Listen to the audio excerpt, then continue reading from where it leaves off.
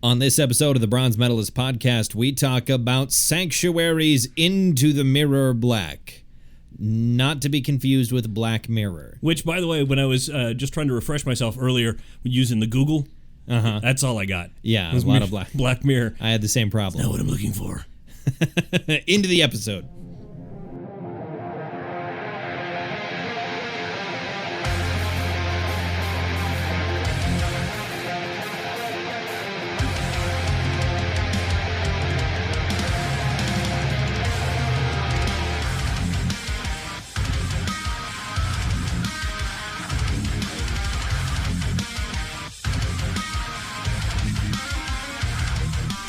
Hello, everyone. Welcome back to another episode of the Bronze Metalist podcast. I'm Kale. I'm OJ. We're two professional broadcasters, and we both love metal, and we like to talk about it. So today we're going to get into Sanctuary's 1990 album, Into the Mirror Black. But first, what's up? How you doing? Pretty good. Not so shabby. Why are we both kind of down here? I don't know. It's like it's public radio. Yeah. Oh, today we're going to be talking about some of the latest news. Shit's fucked. Shit is fucked, yes. Shit's absolutely fucked. And now a selection by the Sanctuary Orchestra. That would be, speaking of shit being fucked and metal and whatnot, I don't want to get too much into it. But Jesus. The week that we're recording this, there's been a lot of tragedy. Terrible. And, I don't want to I don't want to confuse the point, I think, or right, at least the way I see it. But you don't want to make it about this. Yeah, but metal is kind of in the media's sights again. Right. And it's always, every time this happens, it's always like, I thought we got over this. Yeah. But we haven't. So if you don't know the story, I'm sure you can just look it up. Just Google it. Yeah, it's one of the shootings in the last week. There's been an uproar about heavy metal and about video games and everything. It's all back in the sights, and I don't get it. Yeah, you seem like you're broken a little bit. It seems like it broke you. It broke you. I'm verging on giving up about. I don't want to say giving up about caring about it, but giving up about caring about people's perceptions of it and trying to focus in on the reality of the situation and try not to care about whatever extraneous stuff people throw out as reasons why X thing has happened. Whatever it is, because this stuff happens constantly, every week. And it's like I don't want to, I never want to stop caring about the actual event and the facts and the reality of it, but there's so much extra stuff that people try to pile on top of it, and it's like that's not the problem. Yeah. But it's always the case. Yeah. Anyway, besides that stuff happening, I had a nice long weekend, took a couple of days off. Yeah. And, I got a lot of work done. You got a lot of work done. You actually did things? I actually did things. I did work. With a regular weekend? Well, but with Monday and Tuesday. Oh. I had a very productive kale-free Monday and Tuesday. I get it. I love our talks. I love our work day. It's awesome. But you have to admit, we take long chunks of the day. Oh, yes, we do. To talk about nonsense. I'm fully aware, and I am mostly at fault. You could just say, "Hey, I'm busy right now," but you don't. Yeah, I don't. Yeah. In any case, what I did with my couple of days. Yeah. Let's see. I mean, not really much of anything. I just kind of sat around. Saturday, I decided to go to Target. I was interested in getting a new Lego set because I haven't bought myself a Lego set in a long time, and figured he's like, you know what? It's always especially when you get a big one. It's always a nice way to kind of fill up your afternoon. Building a Lego set. Yeah, it's like got all the pieces there, and they do it. The way they put it all into different bags now is interesting because they have the different sections of the instruction manual for different sections of whatever set it is you're building, modular parts. And then they have all the pieces for that section in their own bag, which, like, they started doing separate bags a while ago, but I feel like they haven't done that in the past. They very well might have, and I might have just been too young to understand. Right. But now I got all the bags out, and I was like, oh, these are all numbered. Okay, I'll set them out in the order, and sure. Oh, that's what this is for. Okay, that's cool. For some reason, I feel like they didn't do that before. I don't know, but it's convenient. Although it does take a little bit of the fun out of dumping it all into a giant pile, sure, and sifting through all of the pieces to get the one you need. that was always kind of a part of the experience. It's like doing a puzzle. Me. Yeah. Except you've got instructions. I feel like I could do that with some of the sets that I have deconstructed, but those are spread between 5 different large plastic containers. The pieces for any individual set will be spread between all of those containers, and I would have to dump perhaps all of them out in order to sort through them. And sift through the big pile. The massive, massive pile. I have like 4, probably like 5 or 6 gallon containers. Plastic totes or whatever. Right. Maybe they're not quite that big, but I have a difficult time with figuring out exactly how much a gallon is when it is not in a jug. Right. Like if I look at a plastic container that is in any other shape than a jug, I have no idea how much it holds. Oh, I know. But they're big. I'm also only good at judging jugs. Nice. So I got Slave 1 and spent the day building it because I never had a Slave 1 set as a kid. As in the Star Wars Boba Fett's. Yes, Boba Fett's ship. Yeah. I got that, and it's pretty cool. Cool. I was also going to get a shelf to put that and my other sets on that I currently have built, but I could not find any shelves there at the Target, or at the very least, the only one that there was one that they had that seemed like it would be a good fit, and it didn't seem like it would be too heavy. But they only had the display model there. There were no boxes to grab. So they wouldn't sell you the display model. They wouldn't sell me the display model. Because these were you had to assemble. Sure. The one that they had that was in the box weighed about 120 pounds. Didn't want that. Did not want that one.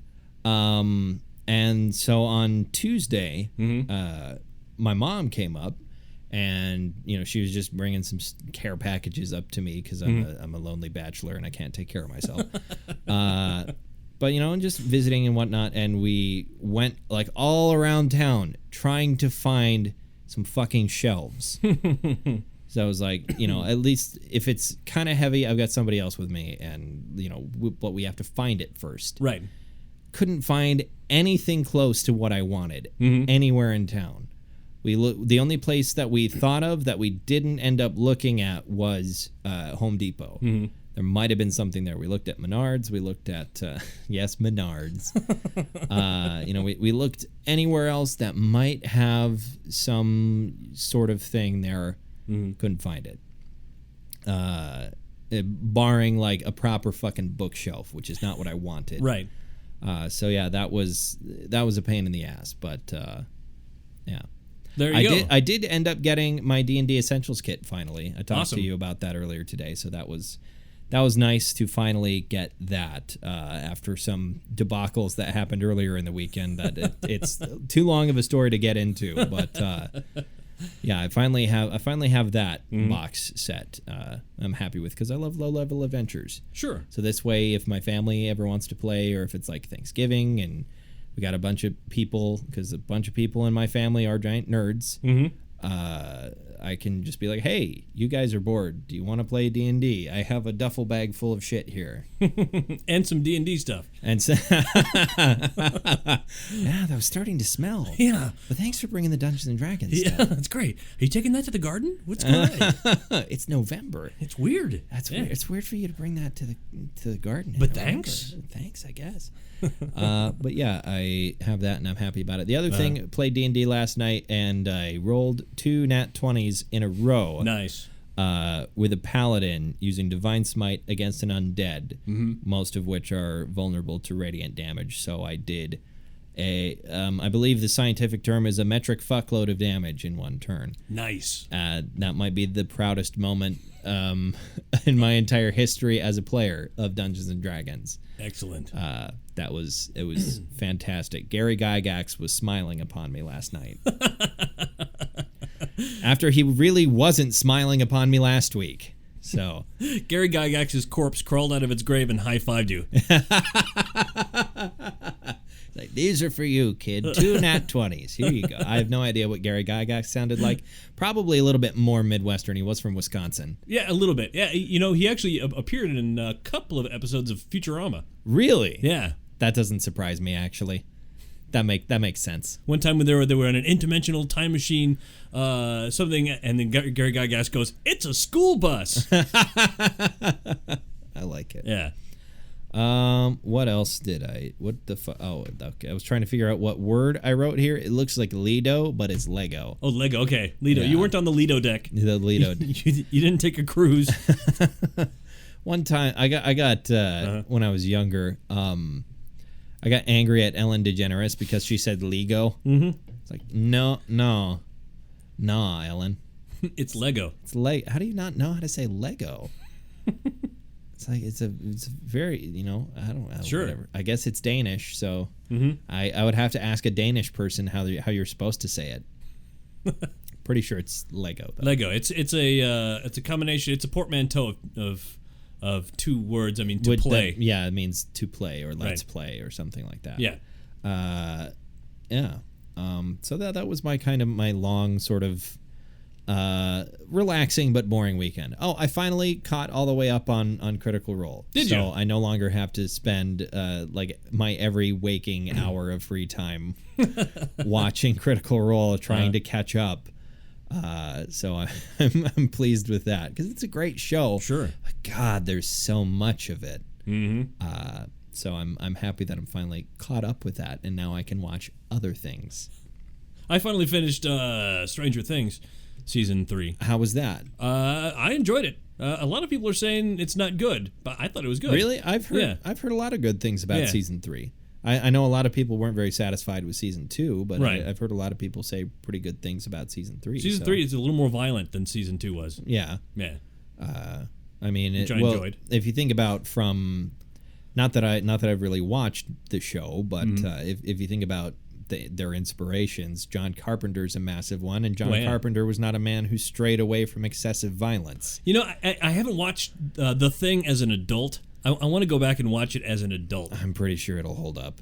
Yeah, I'm pretty sure. I mean, if it does what it did to me as a child, you're going to have some sleepless nights. Expect to see me with red eyes at work. Like, what'd you do last night? I tossed and turned and paced and checked behind doors and shit. I remember I was watching clips from The Thing one night, and then I went to bed and had one of the most vividly horrifying dreams I've ever had, and it was like I think it was clips from The Thing, and also I think I watched some clips from The Fly.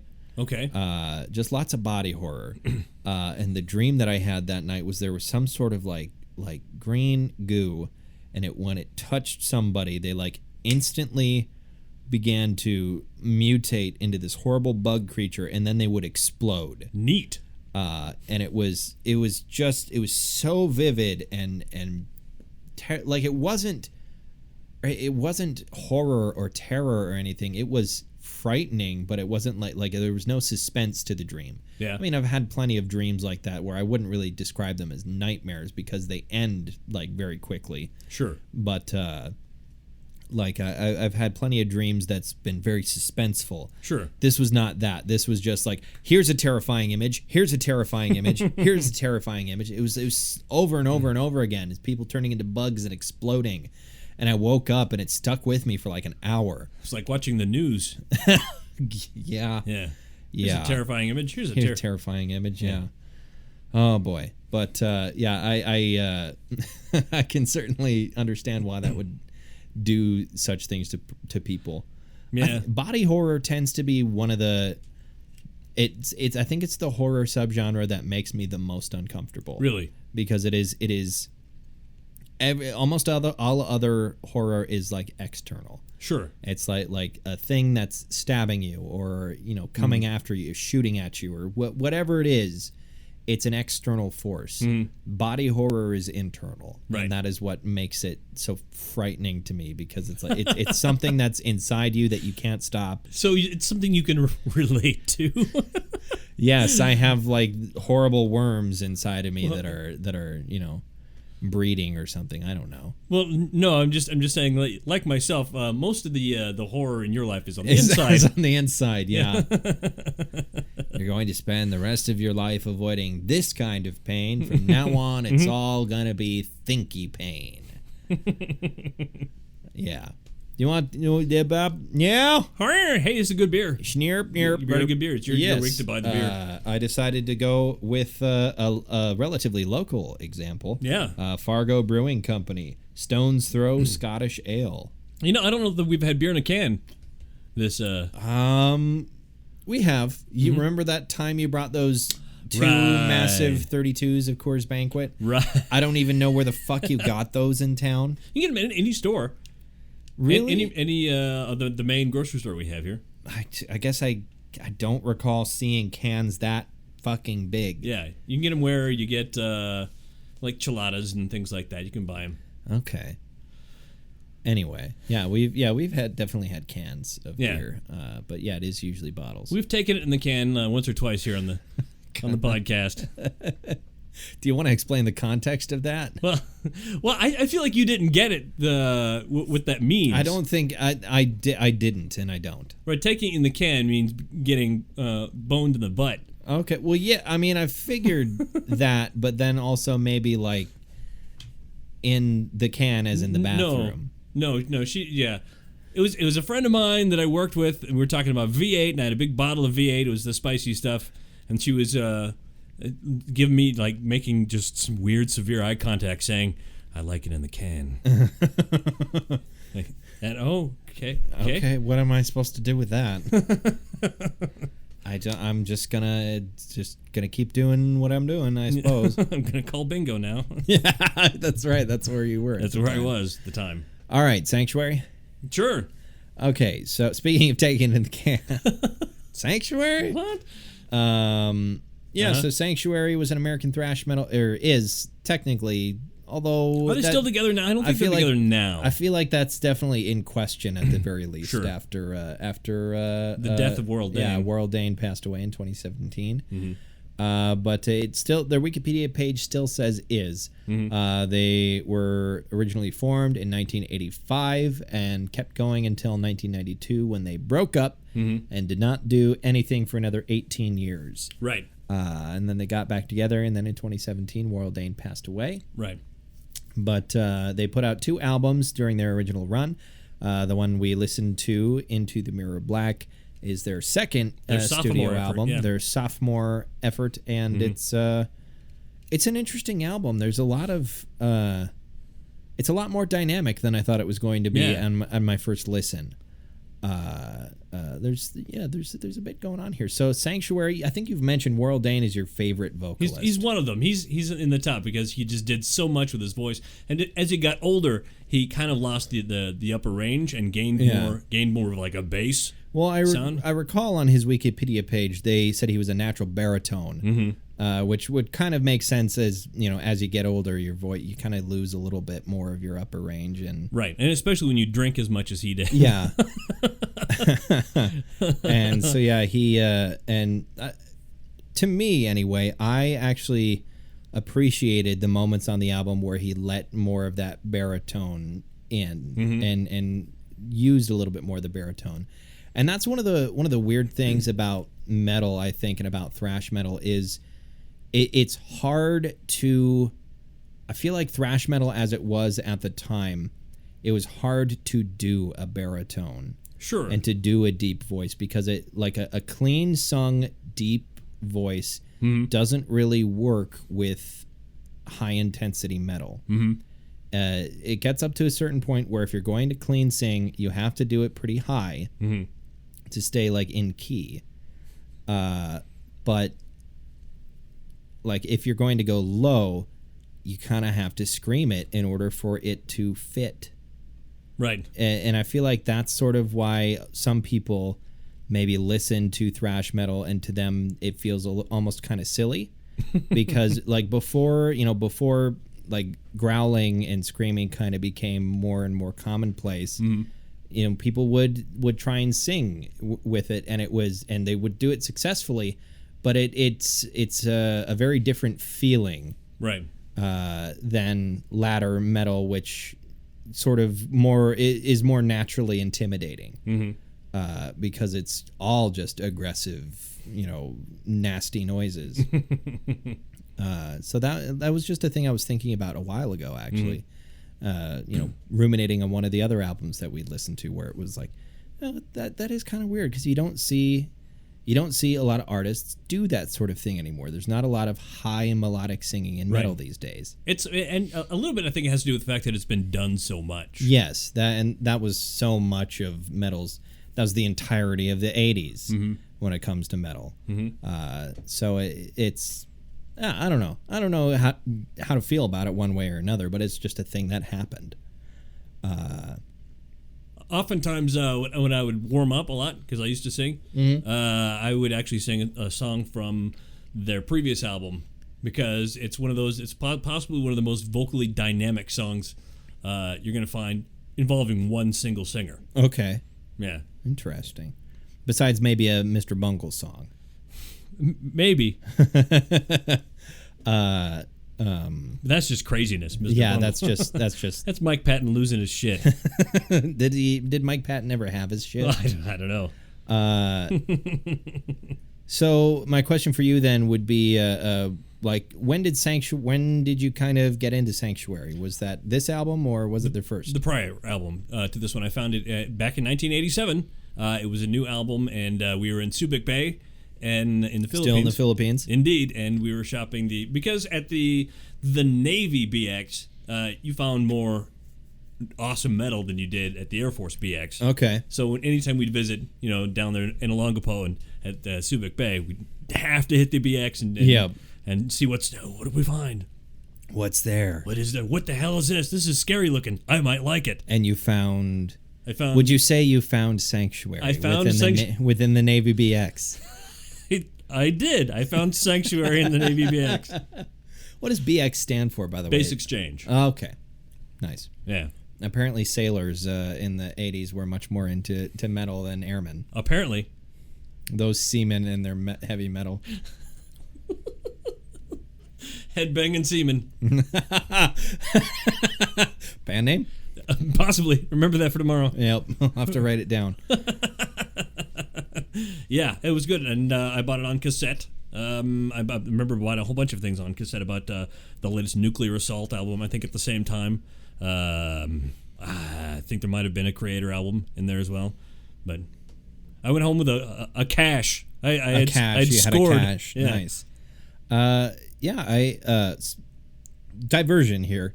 I went to the record store over the weekend. I forgot about that. That's another thing I did with my weekend is I went to the record store. And once again, I came across their relatively sizable section of Creator albums. Yeah. And just kind of giggled to myself, just like, that's a lot of Creator. That's a lot. Is that necessary, that amount of Creator? I mean, yeah. I just had a slight, it's like, because there's all these, the other big sections. That are like any other band that has its own section is almost always, like a folk artist or something like that. And then Creator has its own section. Very specific thing. Because, and so, what I did get was I got, the first Gojira album. Oh, okay, yeah. I can't I'm spacing it myself. Yeah, and then I got Plague of Butterflies by Swallow the Sun. Nice. One of their earlier works. So, yeah, apparently they're doing a bunch of reissues now because it seemed like it was a pretty new vinyl. I mean, it was still in, still in its sealed plastic and whatnot. So. Also, it wasn't used, is what you're saying, or it was not. I don't think they have a whole lot of used metal at. So, if it was older, you would expect to not find it in shrink wrap, or probably. Well, if it was used, it wouldn't be. No, in shrink it wrap. wouldn't. It wouldn't be. But I mean, if it was older, it seemed like it would be in maybe slightly less pristine condition. I don't know. The label on it seemed to suggest that this was a newer thing that they've been doing. A newer pressing. Yeah, a newer pressing and reissues and whatnot. So, yeah, nice. I haven't listened to them yet. I was busy watching Critical Role. Sure. But anyway, back to Sanctuary.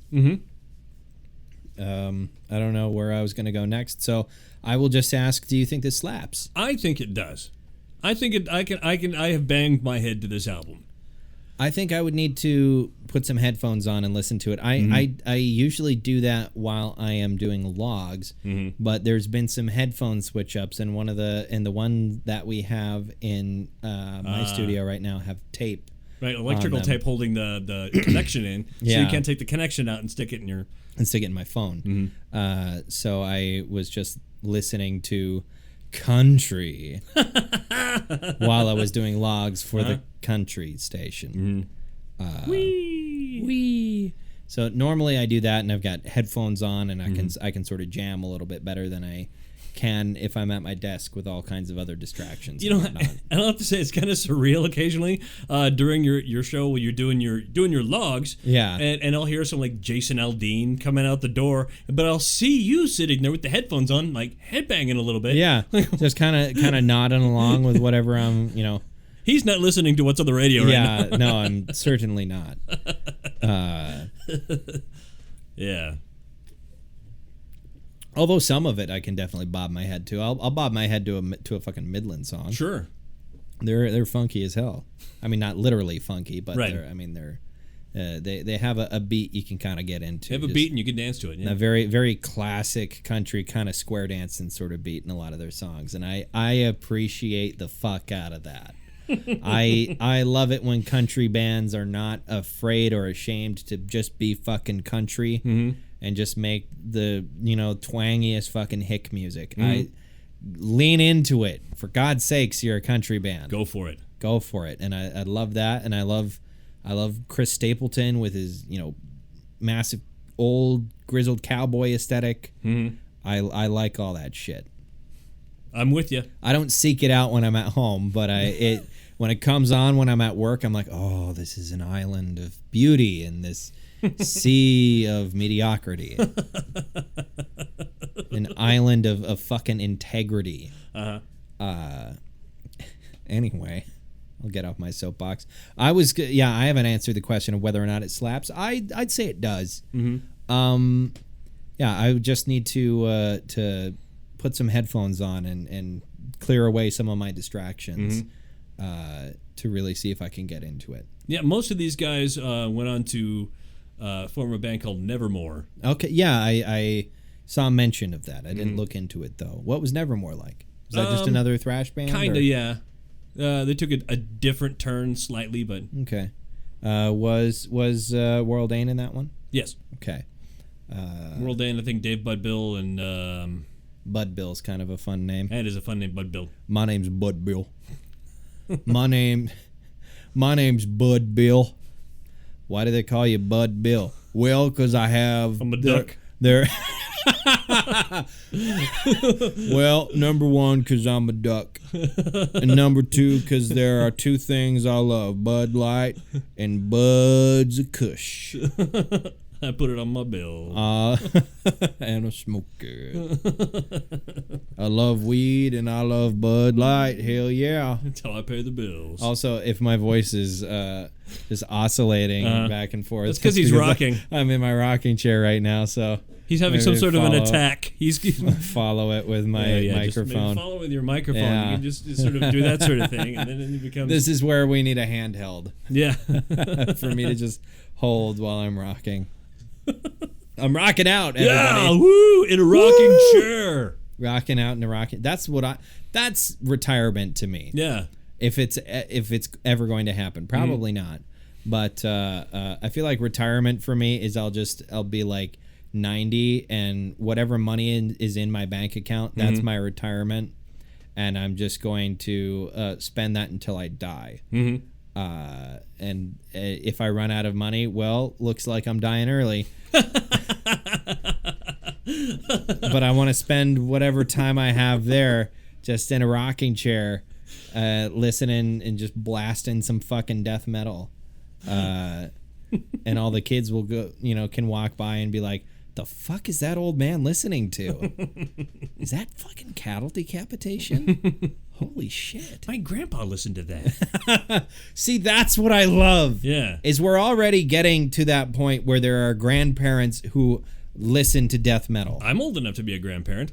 Yes, you are. You have a daughter that's older than I am. Yeah. So yeah, there's a generation of people that are grandparents that listened to like extreme metal and shit like that, and that makes me so happy. Yeah, I saw a dude at the fair who had lots of gray in his beard, walking by with a spiritual healing shirt on. Nice. Yeah. I saw some other dude at the fair who I think was wearing a Dark Throne shirt. Really? So that was interesting. I thought about grabbing a Dark Throne album while I was at the record store, but I ended up going for the other two because I didn't feel like spending over $100. Oh, geez. Because they were all $30+ records. Wow. So I didn't feel like spending. So you spent the $70. Yeah, I think it was like 75 or 72 even is what it came out to. But yeah, I thought about grabbing a Dark Throne album, but I decided against it. But yeah, just old people that like I want to be 90 and still listen to death metal. If I ever have kids or grandkids, I want to have that moment like with like grandkids where grandkids are like 10 and I'm just like, here, listen, this is what I listened to when I was your or not quite your age. It was like when I was a youngster, I listened to this. Just forced gender reassignment. Jesus fucking Christ, Grandpa. Exactly. Here's Infant Annihilator. Did he just say Jesus Christ is suicide? He did. He did. That's good old Travis Ryan. That's before things went downhill. Now there's all these death metal bands that sing about flowers and... Makes me sick. Here's a nickel. Back in my day, death metal bands used to sing about disemboweling teenagers. I don't know. It's never anyone specific. No. It's just disemboweling somebody. Right. God, we've really... we're really spiraling around here. Like, I will listen to this album from today, Mowing My Lawn. For some reason, it's a Mow the Lawn album. It's a Mow the Lawn album? I used to listen to this, and I still do. I think I did here recently, Mowed the Lawn, listening to Sanctuary. There you go. And of course, the kids are playing next door and waving. Birds are chirping. Oh, hi, Mr. Bennett. How you doing? Just in your ears. Yeah. Just, what will the 90s bring? Yeah, I love that, by the way. How dated that is. How delightfully dated. Remarkably dated. So ends another decade. What will the 90s hold? Yeah. It's almost quaint in a way. But the thing is like the tone of the album, it's like, when talking about like, past events, because we're on the edge of another decade here too. So it's like, yeah, this actually still works. Fuck. Yeah. Yeah. What is your favorite song on this? My favorite song on the album is Long Since Dark. What Good the song. fuck did I write here? I don't know. This looks like Long Sign Dard. Long Sign. I think I was Do you need a new pad or do you need a new medication? I think I was having a stroke when I wrote this. Jesus. No, I like that because that's one of the first songs that really goes into World Dane's lower register. And I wish there was a little bit more of that. because he relies on the high vocal. I feel like a little too much. He does less so on this one than the first one. Okay, yeah, I appreciated some of the moments of less bombastic. It's very impressive, but it's like bring it down a couple notches. It doesn't need to be up there all the time. Bring it down a little bit. Because this is a pretty political album. It is, and it's like I feel like a slightly more serious tone might get the message across a little bit clearer. I don't know. Just because to me the very high sort of oh, that was fucking pathetic. that vocal does. That would be cool if there was a band that did that. I would listen to that. Do you want to start a band? Yeah, start a band. I'll bring my guitar. We can do that.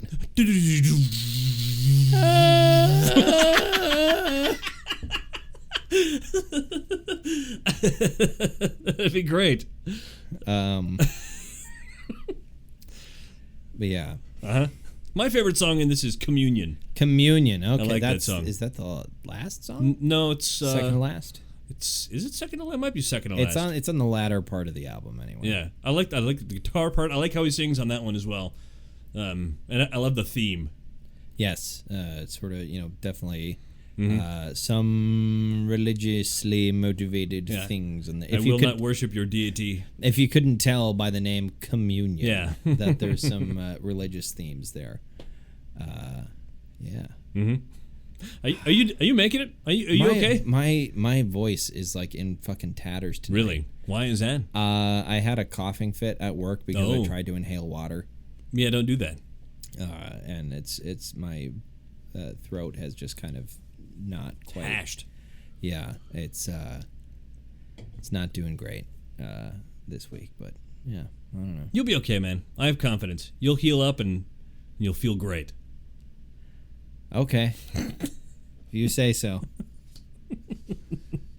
I've got confidence in sunshine. I've got confidence in rain. What else do you have confidence in? I've got confidence in me. Sorry. That's good. That's good to have. Sorry, that's from The Sound of Music. I apologize for that. I didn't even recognize it, so yeah, I guess you're doing okay. Okay, good. I guess I probably didn't have to call that out then, did I? No, you didn't, but whatever. Hey, it's been a long time since I've even seen The Sound of Music. Yeah. It reminds me tonight, my youngest daughter, I dropped her off at her friend's house, but I'd never met her friend's mom, and she never met me. Yeah. So I walked up to the door to introduce myself, because my daughter's spending the night. We should know each other. Yeah. And so I shook her hand, and she says, "Yeah, thing's great. We're gonna have dinner. We're gonna do all sorts of stuff. Now they're gonna be home alone tomorrow because I have to work." I said, "Well, it's cool. She has totally quit doing drugs and setting fires."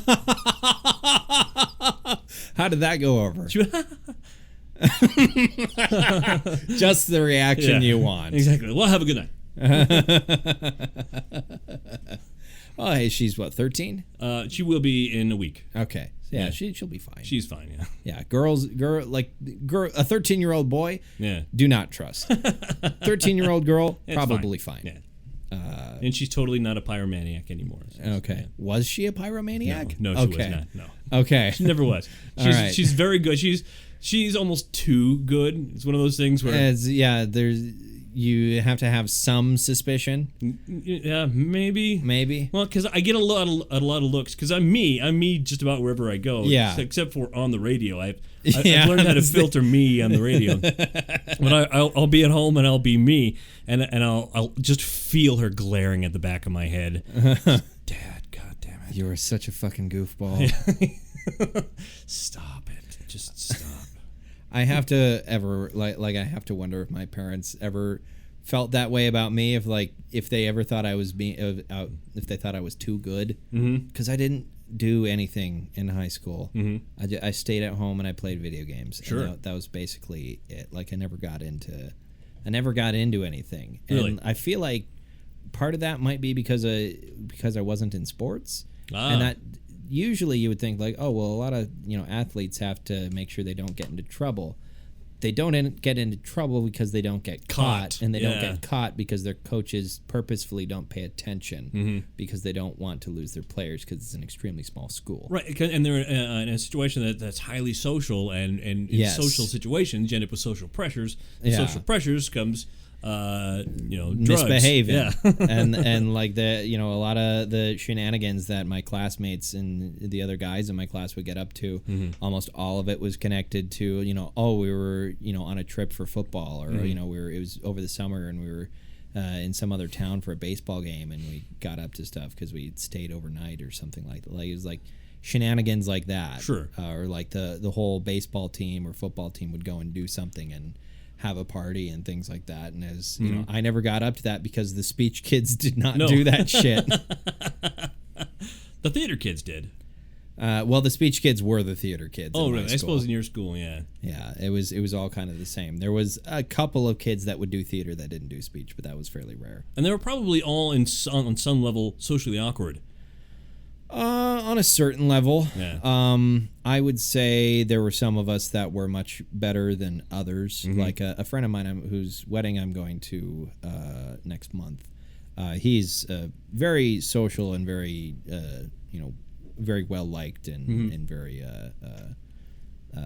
seemingly socially skilled type of person. But there was, it was a gradient, I'd say, a bell curve. I think most people were average. There were some people that were exceptionally outgoing, and then there was several people like myself that were like, I was friendly and I would talk to people and stuff, but I was mostly pretty focused when I was at speech meets. Right. And there were a select group of people that I would talk to that was like, these are my friends, and if they were people from other towns, like, these are my friends from other towns. I don't need to know more than this amount of people. Because there was other people that would know me, especially once I started getting good at speech. There were people that would know me because I would end up in finals a lot. Sure. And they would say your name, and when you go up to awards, they would also say your name. And so a lot of people would see me up there and hear my name. So a lot of people knew me, and I didn't know fucking any of them. And there were people whose names they would tell me. And this would happen to me several times. And then I would meet them and not know their name. I have no idea who you are. Because it was all the faces. I would see all of these different faces because it was all the same people. It was always all the same people because it was Western North Dakota. There were only so many meets. Everybody always goes to all the meets, pretty much. Or east. We're I guess Central North Dakota. We would go east and west. But yeah, I would, I can recognize a lot of people. Like, I saw that person in speech. Sure. Like, even now, like, I'll see people and it's like, I know I've seen that person before. I was probably from speech. But there are some people whose names I know I've probably been told, but I would never, ever remember them. Which is weird because there really aren't a lot of people in Central North Dakota. Or there really aren't. Or Western North Dakota. Or just North Dakota. Or Eastern North Dakota. There are more people in Eastern North Dakota. More people in Eastern North Dakota. But considerably, but yeah. Yeah, I there are a lot of people I don't know. Yeah, sanctuary. I've said but yeah a lot of times tonight. Oh, but yeah. Oh, yeah. Yeah, it was really sad when Worrell died. Yeah, that was what happened to him? I think it's heart failure. He died in Sao Paulo. Oh, in Sao Paulo. Yeah. Interesting. Still working. Very large city. It is. We've talked about Sao Paulo on the podcast before. Remarkably big. One of the biggest cities in the world. There's like a Brazilian people there. Hey! I was already mid-exhale when we started that, so I couldn't quite last it out. You couldn't hold the note, whatever note that was. I was unexpecting it. Expect the unexpected. I'm here to befriend the friendless, to defeat the defeatless. Never mind. Yeah. No, it's a movie you haven't seen. I'm so sorry. Yeah. Yeah. But I saw it in the theater 4 times. What movie was it? What movie was it? Zorro the Gay Blade. Okay. But That's such a funny title. And it's a delightfully politically incorrect movie. I imagine it would be with a name like Zorro the Gay Blade. It would not fly now. I can't imagine it would. Yeah, see, Zorro, what happened was he was being defeated by the local alcalde, and he was down in the dumps and down on his luck, and suddenly his cousin comes back from the Navy, who looks exactly like him, like they used to do back in the movies where cousins are identical somehow. Yeah. Yes. I mean, you've seen like Tsar Nicholas II and the King of England. They looked exactly alike. They weren't related. Yes, they were. Were they? Oh, yeah, they were related. They were first cousins. That's right. Queen Victoria. Yeah. So really closer than first cousins because European monarchy. Their family tree does whirlwinds. Yeah. Not as bad as the Habsburgs, but right. it was still pretty bad. Yeah. Anyway. Yeah. So Zorro's gay cousin. So Zorro's gay cousin comes back and he's very flamboyant and he uses a whip. I am El Zorro. And it's very... yeah. Alcalde, it was El Zorro. What color was he wearing? It was purple. Like a plum? No, like an eggplant. Oh, God. It was a funny movie. I'm picturing some funny things, Mm-hmm. some gaffes and whatnot. There's just also the other part of my mind that's going like, no. And it was George Hamilton, if you know who that is. I don't think He's famous for being really tan. I know. And having white teeth inside an extraordinarily tan body. That was a very weird way to describe that.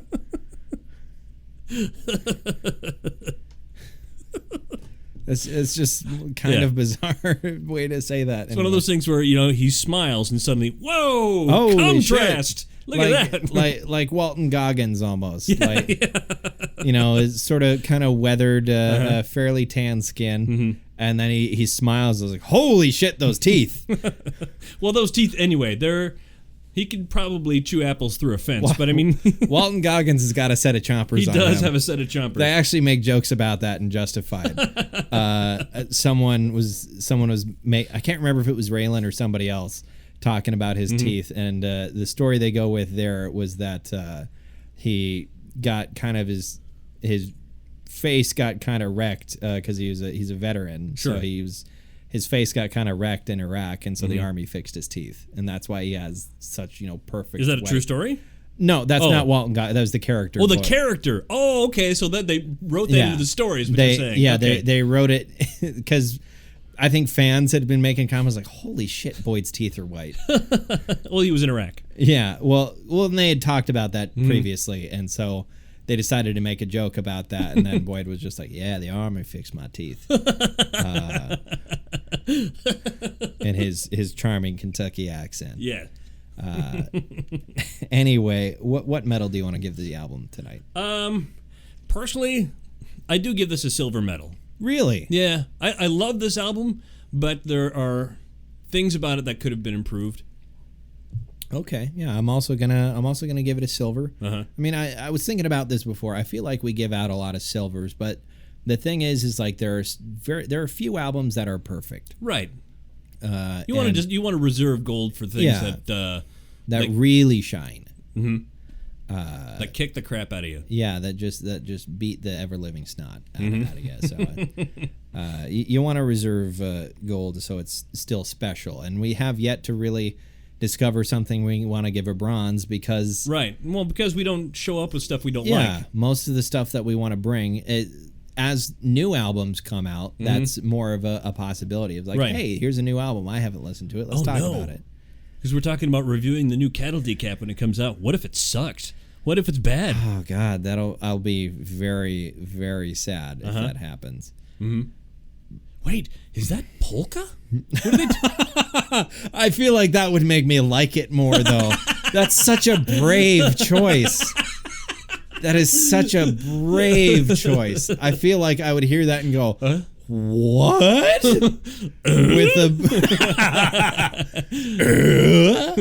Just with a big, dumb smile on my face.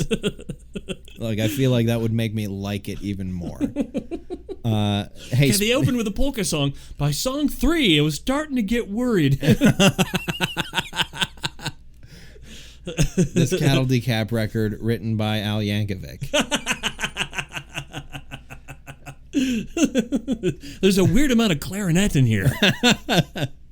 Hey, speaking of cattle decapitation, I think we're going to talk about that next week. Okay. And I've kind of decided that we're going to be retreading old ground because it's been a while. It is an album we've talked about on the podcast before, not you and me though. Right. It is their most recent album, barring the one that will be coming out on Black Friday. It is called The Anthropocene Extinction. Came out in 2015. It's an album I really enjoy. It's just 45 minutes or whatever of pure.